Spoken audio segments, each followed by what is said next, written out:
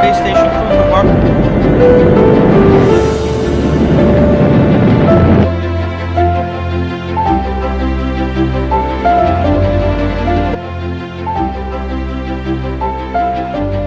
In April 1961, man entered outer space for the first time.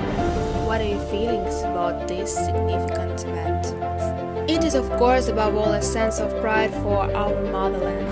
Children and adults shouted, "Our man in space, the Russian guy! We were the first to conquer the cosmic space," and so on. Smiles, wonderful emotions, tears of happiness. There was also a positive attitude toward this event in the world. Everyone was rejoicing and cheering. It was the second time in my life. The first time as a girl I felt such happiness after the end of the war, when on May 9 there were both joy and tears.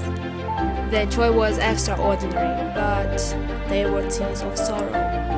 And on April 12th, there was only great happiness. Even if there were tears in someone's eyes, they were not tears of sadness, but tears of sincere joy and pride for our homeland. Why do you suppose a person strives to explore something new? I believe that people strive to discover new things, to explore the unknown, the unexplored.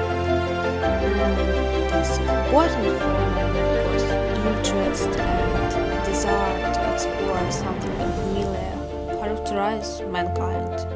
I associate space primarily with the first artificial satellite and with the flight of Yuri Gagarin, the first human space flight.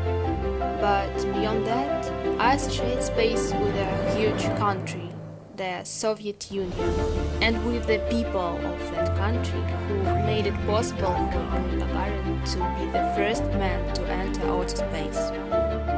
Well, I would firstly say that it's not about the fact that this has started to happen recently.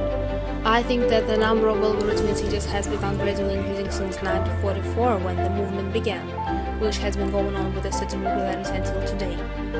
What I mean is that is not a sudden urge of time. And of course it's one thing to have high-level diplomacy, relations between states. It's another thing to have relations between people. In this situation, it doesn't really matter what kind of relation between states, because sometimes even bad relations may lead to the establishment of some interhuman relations, as it was in the Soviet Union, for example. And such interhuman relations are very important, because very often they have decisive influence on how people and neighboring countries perceive each other. These are internal values.